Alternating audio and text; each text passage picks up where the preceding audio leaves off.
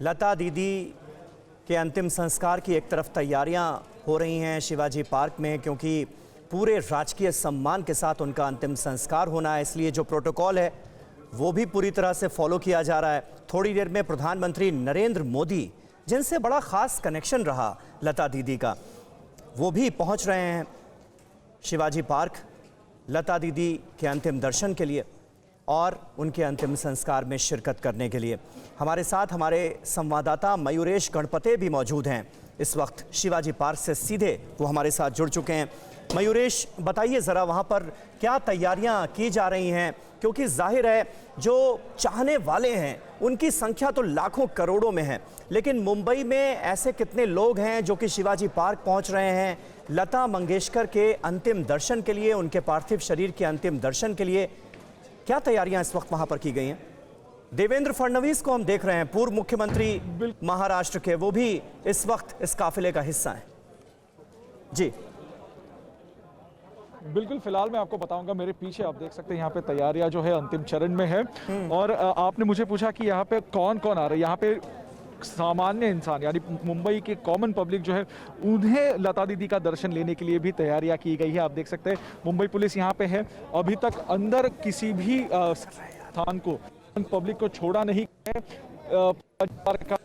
Right hand side से अंदर बाहर यहाँ से जाएंगे। फिलहाल ये अरेंजमेंट जो है वो रखी गई है। आप देख सकते हैं जो है प्रधानमंत्री हो, मुख्यमंत्री महाराष्ट्र राज्य के हो, या फिर देवेंद्र फडणवीस जैसे बड़े नेता जो आगे, केंद्र से कुछ बड़े नेता आएंगे, उनके लिए और फैमिली के लिए ये टेंट यहाँ पे लगाए गए हैं। और आप देख सकते हैं यहाँ पे जो है वो अंतिम संस्कार होंगे। साथ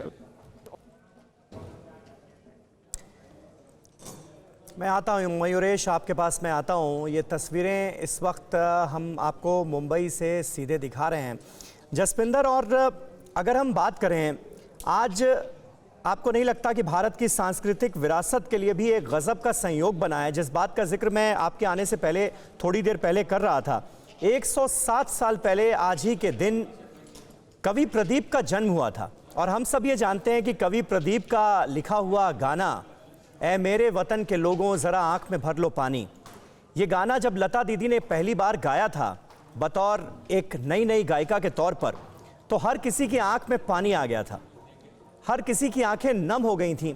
इस शिद्दत के साथ उन्होंने इस गाने को प्रस्तुत किया था। और आज कवि प्रदीप का जन्मदिन है, लता दीदी अब हमारे बीच नहीं रहीं, और बार बार मन में ये एहसास सा हो रहा है, ये सोच आ रही है कि आज लता दीदी जहां कहीं भी होंगी, कवि प्रदीप से मिलकर उन्हें जन्मदिन की मुबारकबाद जरूर दे रही होंगी। एक और सहयोग की बात ये है कि कल सरस्वती माँ का दिन मनाया हमने, बसंत पंचमी। बिल्कुल। और सरस्वती की लाडली बेटी उनकी गोद में चली गई।